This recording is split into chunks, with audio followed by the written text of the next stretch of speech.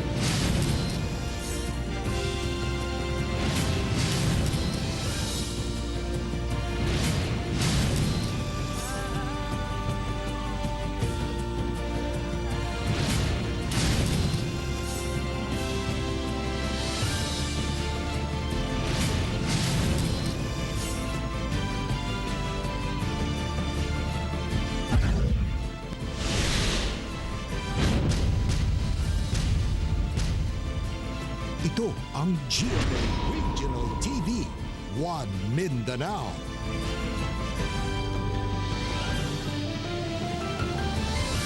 Mayong hapon, Mindanao. Kini ang GMA Regional TV 1 Mindanao. Hatod namo ang pinakadagko ug pinakaulahing balita sa Mindanao. Ako si Sara Hilomen Velasco. Real Soroche, live gikan dinhi sa GMA Davao Complex. Cyril Chavez, live gikan dinhi sa GMA Cagayan de Oro Station.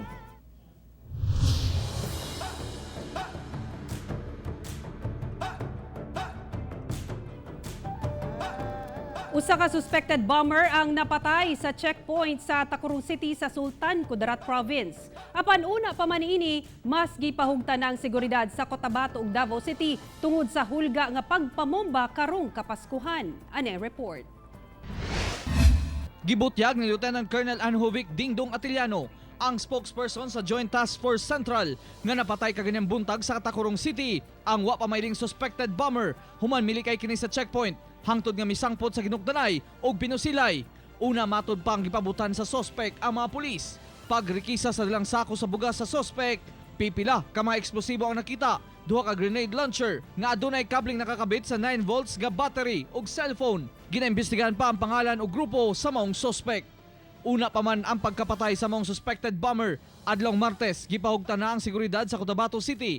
Gibutyag ni Mayor Cynthia Guiani Sayadi ang posible kunong pagpangatake sa mga terror group karong panahon sa Pasko.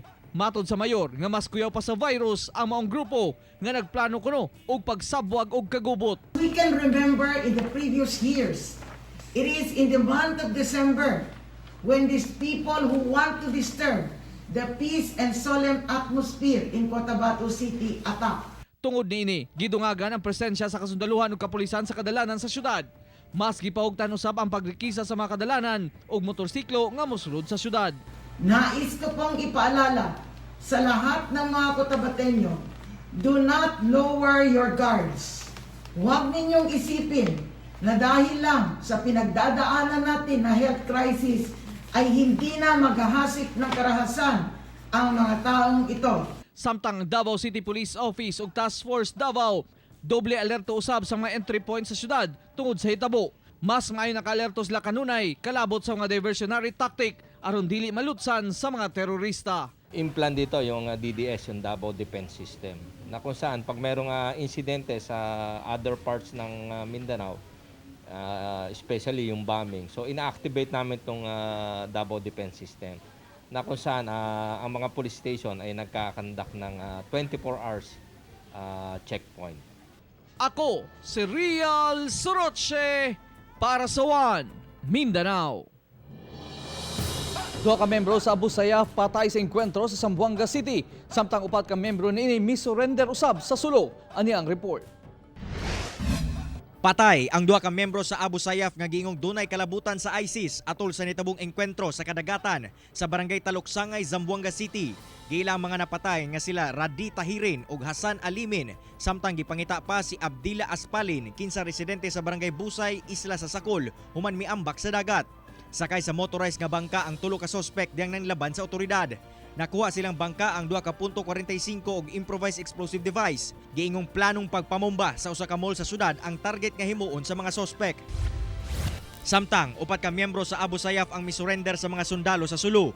Giila mga misurrender nga sila Razmel Said alias Amil, 27 anyos, Sir Hamal Ali, 28 anyos, Muknan Haji Rudin, 43 anyos ug Sali Ahmad, 21 anyos. Bitbit nila ang pipila ka armas sama sa M1 Grand Rifle, M16 ug mga bala. Gipailawom sab sila sa medical check-up. Matod sa mga misurrender, naglisod na kuno sila sa bukid sa Sulu human napatay sa mga sundalo ang ilang leader nga si Hatib Sawadjaan ug Halabsi Misaya. Ako, si Cyril Chavez para sa One Mindanao.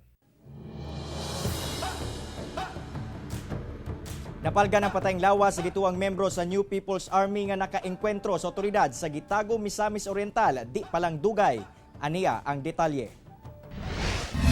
Subay sa padayong clearing operations nga ginahimo sa kapulisan sa kabukiran sa Gitago, Misamis Oriental, human sa engkwentro batok NPA gahapon sa Udto, napalgan ang patayng lawas sa usa ka lalaking gituwang membro sa NPA. Sa pagsuta, aduna kini igo sa iyahang ulo ug walang bahin sa lawas, nakasuot og itom nga sanina. Aduna sab nakita nga ID nga nagbutyag nga residente kini sa Agusan del Sur. Wala una gibutyag sa otoridad ang pangalan sa ID, sanglit ilaha pa kining ginaberipika. Kaya hindi madali sa atin na makita ang bangkay. Pagdating natin doon sa location kung saan tinago yung bangkay, ay wala na tayo makita ang armas doon. Check tayo na isinama ng mga kasamahan niya sa kanilang pagtakas. Sa karon, nagapadayon pa ang ilang operasyon sa kabukiran aron masigurong wala nay puwersa sa rebeldeng pundok nga nagpabilin sa ilang area of responsibility. Padayon sab ang ilahang panawagan ngadto sa mga miyembro sa kalihukan nga mosurrender na aron makatagamtam sila og bag-ong kinabuhi. Sa mga NPA, nasamantalahin nila ang programa ng gobyerno na sila ay sumuko. Sila ay magbalikloob sa pamahalaan kasama ang kanilang mga armas upang sila ay makapagsimula ng bagong buhay. Kauban si James Yap sa kamera. Ako, si Cyril Chavez para sa One Mindanao. Minilyon nga kantidad sa nakumpiskang iligal nga droga atol sa operasyon gipang sunog. Atong sayro ng detalye nini sa live report ni Jandy Esteban. Jandy. Sa nagilang kuban kini sa mga nakumpiskang iligal nga droga sukad pa ni adtong 2016. Kabahin kini sa mando ni Presidente Rodrigo Duterte nga gubon na ang tanang illegal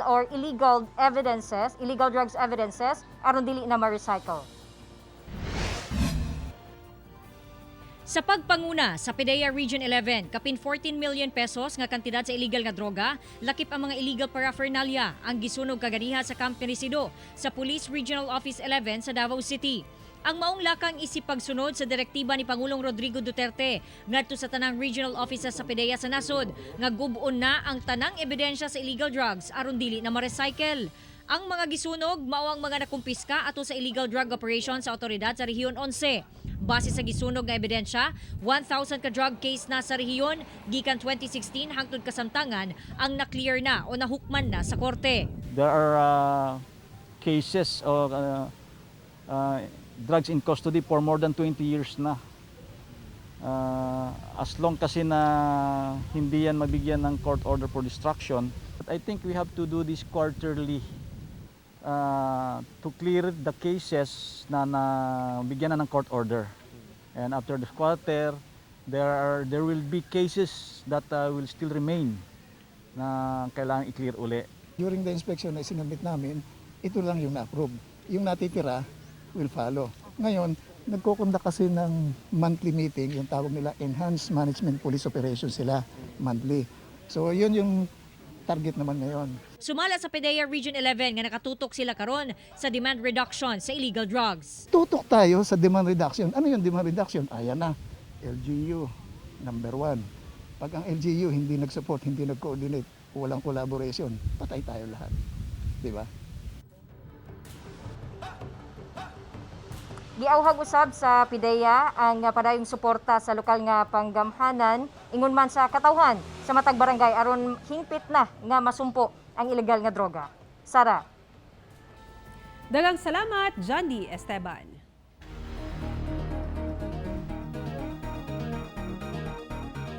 Kapin 200 na ka-lockdown ang ipatuman sa Davao City. Samtang gipahimangnuan ni Davao City Mayor Inday Sara Duterte ang Davao City Police Office nga i-review ang COVID-19 protocols. Ato'y balik si Jandy Esteban.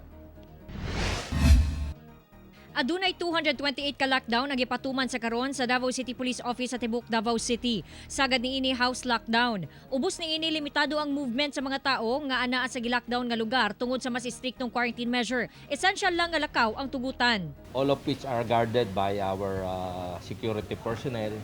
So mostly is the Davao City Police personnel, including din yung Task Force Davao and of course yung ating mga police auxiliaries.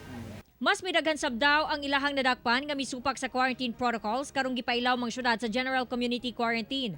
Sa unang adlaw sa pagbalik sa GCQ, miabot sa sobra 200 nga masinupakon ang ilang nadakpan.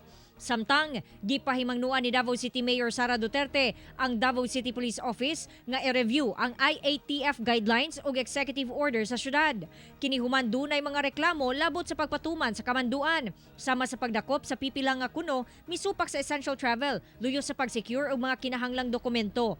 Giklaro usab sa mayor nga gitugot gihapon ang non-contact physical exercises sama sa walking, jogging ug cycling base sa November 19 version sa IATF Omnibus Guidelines. It seems that there is a error in implementation of the guide on the ground. So we will just remind our Davao City Police Office nga basahon ang omnibus guide and kung doon na sila mga kinahanglan nga guide further para sa ilahang pag-implement, so they look for the appropriate executive order nga magpalapad atong provision. Sa bahin ni DCPO Director Police Colonel Kirby Craft, Namin lahat ng mga guidelines, memorandum directives namin which are all in accordance naman do sa mga executive order.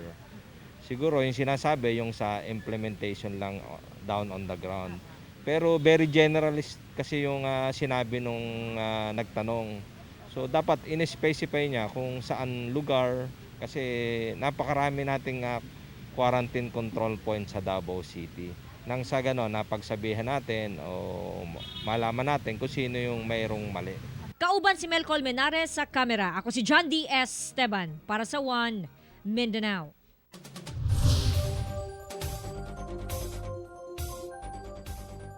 Upat ka barangay sa Maguindanao ang gihapak og buhawi og nakasinati usab og hailstorm. Samtang Malaybalay Bukidnon nakasinati ubos og nga temperatura karong adlaw. Ani ang report. Upat ka barangay sa lungsod sa Datu Saudi Ampatuan, Maguindanao ang naigo og buhawi samtang nakasinati usab kini og pag-ulan og ice. Matod ni Municipal Administrator Musib Tan nga tungod niini daghang balay sa Barangay Ilian, Dapiawan, Madya ug Kitanggo ang nangaguba.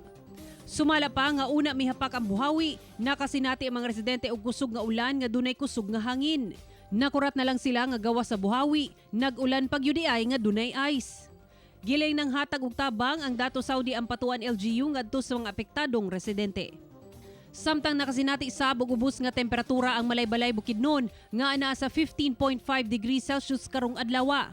Natala kini kaganinang alas 6 sa buntag. Ikaduha kini sa Baguio City nga mitala og 13.8 degrees Celsius kaganinang 4:55 sa buntag. Matod sa Pag-asa, easterlies gihapon ang nakaapekto sa dagan sa panahon sa Mindanao. Busag ipaabot ang pag-ulan sa mga lugar sa Davao Occidental, Lanao del Sur, Sarangani ug South Cotabato. Ako si Sara Hilomen Velasco para sa One Mindanao.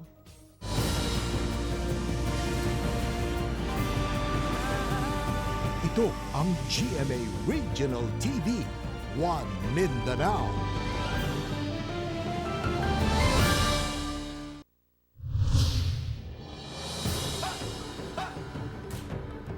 Pipila ka most wanted person sa kapulisan ang nasikop sa sagunsong operasyon sa Caraga Police. Ano yung report ni Argil Relator? Arestado ang duha ka most wanted persons sa Caraga Police atol sa operasyon sa Purok 4 SOA, Barangay Manapa, Buena Vista, Agusan del Norte. Dakpan ang natala ang top 2 most wanted sa lungsod nga si Christian Tabacolde, 27 anyos, nga residente sa lugar. Duna kini kasong rape human giingong gilugos niini ang usa ka 13 anyos sa Buena Vista nitong tuig 2018. Sikop sab si Jason Sarang, 27 anyos, nga taga Marihatag, Surigao del Sur. Duna kini kasong qualified theft. Siya ang top 5 most wanted person sa Libertad, Misamis Oriental. Samtang upat ka most wanted persons ang nadakpan sa managlahing operasyon sa Agusan del Sur. Unang naaresto si Ramil Lapiceros, 40 anyos, sa gipuy-an ini sa Barangay Aurora, Santa Josefa, Agusan del Sur. Doon na kini kasong rape og nalakip sa top 10 most wanted person sa Santa Josefa Municipal Police Station sa Agusan del Sur Provincial Police Office. Dakpan sab si Rolando Sabobo, 55 anyos, sa Barangay Libasud, San Miguel, Surigao del Sur. Doon na sab siya kasong rape og nalakip sa top 6 most wanted person sa San Isidro Municipal Police Station sa Davao del Norte Police Provincial Office. Ikatulong na dakpan si Roque Dalupere, 48 anyos nga taga Caguait, Surigao del Sur. Doon na kini kasong attempted homicide. Og arestado sab si Rico Romo, 24 anyos, nga taga Duenas, Iloilo. Kinsa natultulan sa otoridad sa ginataguan ini sa Loreto, Agusan del Sur. Doon na kini kasong murder. Sa Butuan City, arestado sa kapulisan ang top 9 most wanted member sa New People's Army sa Caraga Region nga si Richard Apat Awit alias Ricky Edward sa Purok 7 Barangay Tiniwisan. Doon na siya kasong murder o multiple attempted murder. Ako si Argil Relator para sa One Mindanao. Roads and Traffic Administration kon RTA personnel og laing kanhi piniriso na dakpan sa managlahing bypass operation sa Cagayan de Oro City. Ani ang report. Pinaagi sa bypass operation sa City Drug Enforcement Unit sa Cagayan de Oro City, sikop si Charlito Elevera, 33 anyos, personahe sa Roads and Traffic Administration o RTA ug residente sa Santo Niño, Barangay Lapasan. Napalitan ng sospek ug usa ka sachet sa giingong shabu nga nagkantidad og 500 pesos. Nakuha sab gikan kaniya ang laing sachet sa gituwang shabu nga mobalor ang kantidad sa 1,500 pesos. Gikonsiderang high value target ang dinakpan gumikan nagtrabaho kini sa gobyerno nga nalambigit sa ilegal nga droga.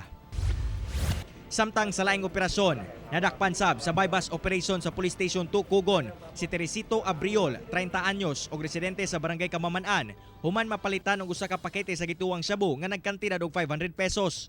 Na-recover sab ang laing usa ka dakong pakete sa suspected shabu nga mobalor ngadto sa 356,360 pesos. Nasayran nga kanhin ang napriso ang suspect ug nakagawas lang tungod sa plea bargaining agreement. Aminado ang suspect sa krimen. Actually, base sa among mga panghinabi sa iya sa during our interrogation, ang iyang mga parokyano, daghang kayo yung mga parokyano, klase-klase na mga taxi driver, mga trabahante. Basta klase-klase ang iyang mga parokyano. Ano man ka nakasulod aning butang, sir? Todo sa kawadon na sir. Tapos kawadon bal so gyud mga trabaho ito kompleto. Mo naka bato inali. Kasong paglapas sa RA 9165 ang atubangon sa mga dinakpan. Kauban si James Yap sa kamera. Ako si Cyril Chavez para sa One Mindanao. Saluduhan ta kining wala nagpailang taxi driver sa Davao City nga daw anghel sa kadalanan, human nga dili lang sa usa ka pasahero siya nagpakita og kamaayo. Atong sayron kung unsa iyang gihimo pinaagi nining report. Saksi si Nico Manuta sa kamaayo ni ining taxi driver sa Davao City nga wala nagapaila. Kinihuman nga siya mismo nakasinati sa iyang maayong binuhatan. Sa iyang Facebook post, gisaysay sa call center agent nga si Nico nga padulong siya sa iyang trabaho usa ka gabii. Apan tungod kay nalapas na sa curfew ang iyang shift, naglisod na siya sa pagpangita og masakyan. Maayo na lang kay mihunong ang usa ka taxi ug gipasakay siya sa driver. Sa iyang dala nga 150 pesos, kulang kini kumubiyahe gikan sa padulong JP Laurel Bahada sa Davao City. Apan gipasakay gihapon kuno siya sa driver ug gani giuli pa ang 50 pesos aron duna pa kuno siya'y pangkaon. Murag kanang anghel bang kanang ta mo kuan gyud siya kanang sa ang kaning panahon na karon kuan sa mga tao mindset karon kay mag kuan man manigurado. Ang iya kay una niya kay di man nato ni masulbad kung magkanya-kanya ta. Sa comment section sa post, pipila na sabang nakasinati sa kamaayo sa susamang taxi driver nga wala nagapaila. Bugtong plate number lang kuno nga LAB 6047 ang ilang natiman-an. Matod ni Nico, kanhing taxi driver sabang iyang amahan. Busa dakong pasalamat niya sa taxi driver nga mitabang kaniya. Ug duna siya'y mensahe alang kaniya. Yeah, kung nagtanaw makakaroon, kuan kanang tampingan ka sa Ginoo ta, di ka magbago. Ta daghan pag mga klaseng nga tao nga pareha nimo nga susama nimo ba nga murag exemplary sa especially sa panahon karon ta good health permanente niya layo sa disgrasya ug mga sakit. Ako si Sarah Hilomen Velasco para sa One Mindanao.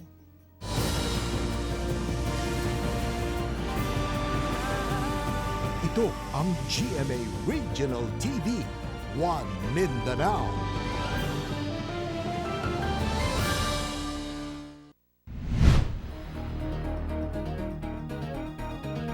Milapas na sa 60.4 million katao ang dunay COVID-19 sa tibuok kalibutan. Samtang kapin 424,000 na ang nagkasakit niini sa Pilipinas ug sa Mindanao sobra 29,100 na ang nataptan sa sakit. Kapin 60,420,000 katao na ang nagkasakit og COVID-19 sa tibuok kalibutan. Niabot na sab sa sobra 38,717,000 ang recoveries ug kapin 1,421,000 ang namatay. Sa Pilipinas, 1,392 ka bagong kaso sa COVID-19 ang natala karong adlaw.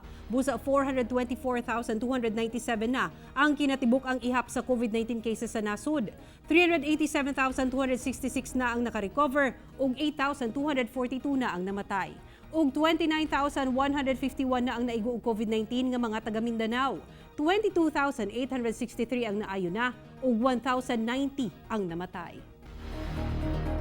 Usa ka 1-year-old baby boy sa Davao City ang namatay sa COVID-19. Anyang COVID-19 update sa Mindanao, pinaagi nining report. Usa ka 1-year-old baby boy nga taga Barangay 23C sa Davao City ang namatay sa COVID-19. Nakasinati kini og sintomas ni atong November 17. Gi-admit kini human sa duha ka adlaw ug human sab sa duha ka adlaw namatay kini. Samtang usa ka 1-month-old baby boy nga taga Maa ang nalakip sa 43 ka nagpositibo sa COVID-19 sa Davao City. Nakasinati kini og sintomas ni atong Biyernes. Samtang Davao City ang dunay pinakadaghang kaso sa COVID-19 nga natala sa DOH kagahapon nga anaa sa 137. Misa ka na sa 5,994 ang confirmed COVID-19 cases sa Davao City. 3,729 ang recoveries ug 277 ang namatay. Sa Cagayan de Oro City, usa ka authorized person outside residence o APOR ang nagpositibo sa COVID-19. Kini human natakdan siya sa usa ka sundalo nga daan ang nagpositibo sa sakit. Ana-ana sa 2,274 ang kumpirmadong kaso sa COVID-19 sa Cagayan de Oro City. 1,676 ang nakarecover na ug 99 ang namatay. Sa General Santos City, 2 ka frontliners ang nagpositibo sa COVID-19. Usa ka nurse ug 2 ka security guard nga pulos mga lalaki. Samtang ana sa ika-12 nga pwesto ang General Santos City sa dunay daghang kaso sa COVID-19 sa high urban city sa Pilipinas. Ug rank 25 sa mga dunay active COVID-19 cases sa maong mga lugar. Anaa pa sa 40% ang bed capacity para sa COVID-19 patients sa General Santos City. Dunay 1,086 ka kumpirmadong kaso sa COVID-19 sa Gensan. 891 ang naayo na ug 44 ang namatay. Ako si Sarah Hilomen Velasco para sa One Mindanao. Alang sa mga plantita ug plantito, dunay cake nga siguradong maka-inspire sa inyo. Kung ano, atong Siron pinaagi nining report. Sa unang tanaw, daw tinuod nga pothos o tanom nga sagad gikahiligan sa mga plantita ug plantito. Apan, sa mutuumog sa dili, usa kini ka cake. Hinimo kini ni Alicia Alterado, kinsa na-inspire sa paghimo og susamang cakes karong daghan na ang mga plantita ug plantito nga mahiligon sa pag-alaga og bulak ug klase-klase mga tanom. Sa pagsugod sa pandemic kasi, 'di ba, nasa bahay lang most ng mga tao, and then nauso pod sa mga tao ang pag-alaga ug ang pagtanom og mga halaman. So yun, na-inspire ako kasi di ako green thumbs. Aron mahimong tinuod nga tanom kung tan-awon ang maong cake, 7 hangtod 9 ka oras ang ginagahin ni Alicia alang sa paghimo og usa lang ka cake. Kining dahon, mano-mano ang pagporma o ginapinturahan gamit ang food coloring. Kaniadto, usa ka architecture student si Alicia, apan ni shift siya og kursong culinary arts, sanglit daan na niyang hilig ang pag-bake. Dako ang iyang pasalamat nga pinaagi sa iyang cakes, makahatag siya og kalipay sa mga plantita og plantito, ilabi na karong dunay pandemya. If blessed ka to have the opportunity to parang find to explore, then why not explore? Kasi I think even in the simplest things, meron naman din kasi talagang parang beauty and everything. Ang kailangan mo lang is to appreciate it. Kauban si Jojo Solarte sa kamera, ako si Sarah Hilomen Velasco para sa One Mindanao.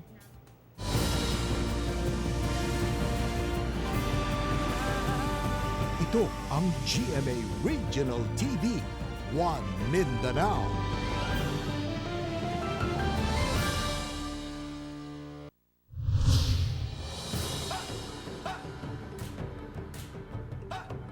Sa kabalay na ugdaw sa Cagayan de Oro City, gitudlong hinungdan ang mga batang nagdaob og karton sulod sa ilang balay. Ani ang detalye. Kining pader og mga yero na lamang ang nabilin sa balay ni Winnie Mantilla, human kini masunog kaganinang udto lamang. Paspas mikaylap ang kalayo sanglit gama sa light materials ang ikaduhang andana, nga gituwa ang didto nagsugod ang kalayo. Gani, emosyonal ang anak ni ini nga si Patricia Mantilla tungod sa kakalit sa sunog nga wala gayud sila nasalba nga gamit. Di ba sa kusina ko ni Agi, pagtanaw makita man nimo pa sa pikas kwarto ang bintana. Pagtanaw na ako kay nagsiga ko gakalayo man nga na so ginatry na ko bugat be kay nang isa ka balde ginatry na ko kuan bubuan na ako dili na man gid makaya. Sigun pa sa Bureau of Fire Protection, miabot sa ikaduhang alarma ang sunog. Naglisod kuno sila pagsulod sa lugar, sanglit piot ang dalan pasulod sa mong balay. Sa inisyal nga investigasyon, miabot sa 70,000 pesos ang structural damage ni ini. Usa ang totally damaged ug usa ang partially damaged.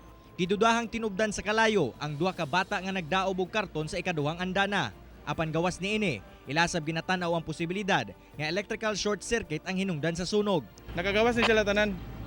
Oh, may galing daw kay sa base sa mga kuan, ingon tong kuan kanisi ko nanay daw kuno tigulang na daw ni.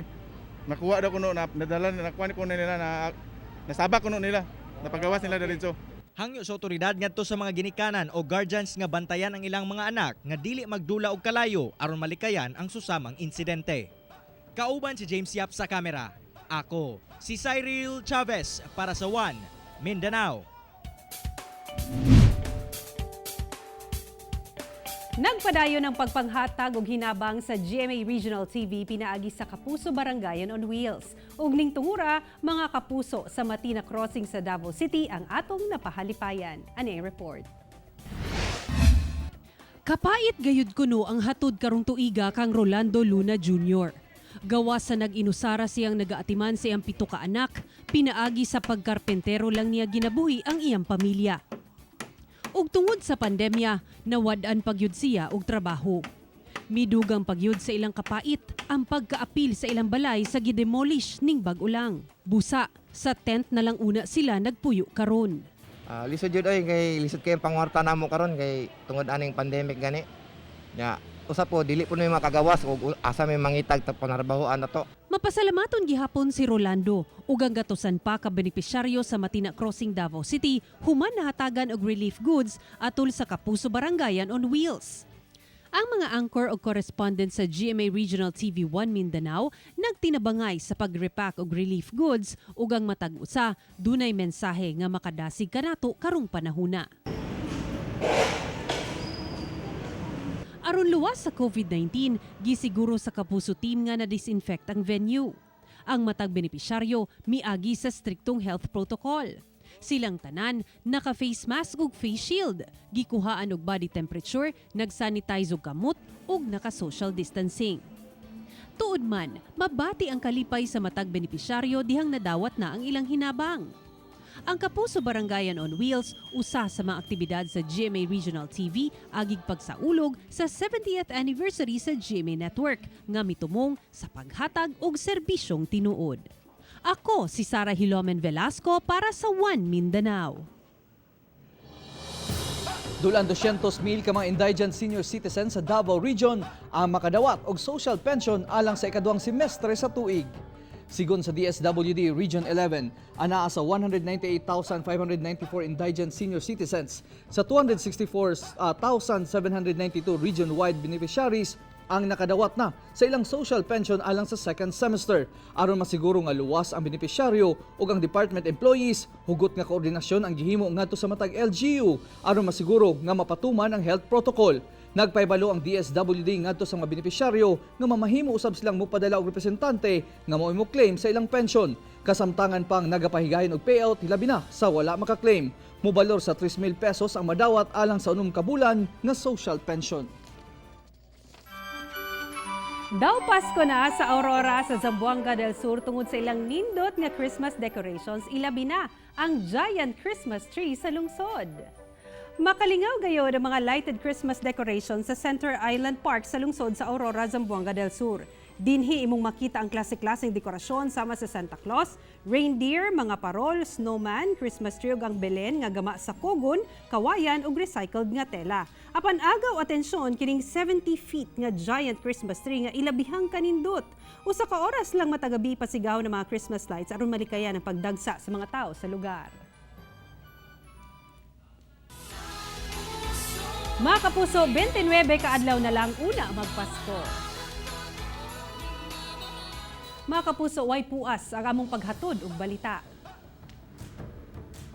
Bisitahi ang www.gmaregionaltv.com ug mag-subscribe sa official YouTube channel sa GMA Regional TV. Busa mga kapuso, ayaw pa ulahi sa madagkong balita sa nagadaing rehiyon sa nasod, subscribe na. Ug mo katumawlahi og dagkong balita sa Mindanao karong adlaw. Ako si Real Soroche. Daghang salamat sa inyong kanunay nga pag-uban kanamo matag adlaw. Ako si Cyril Chavez. Tungod ang mga balita sa atong palibot, importante alang kanamo. Kini ang GMA Regional TV 1 Mindanao. Sara Hilomen Velasco, buong puso para sa Pilipino.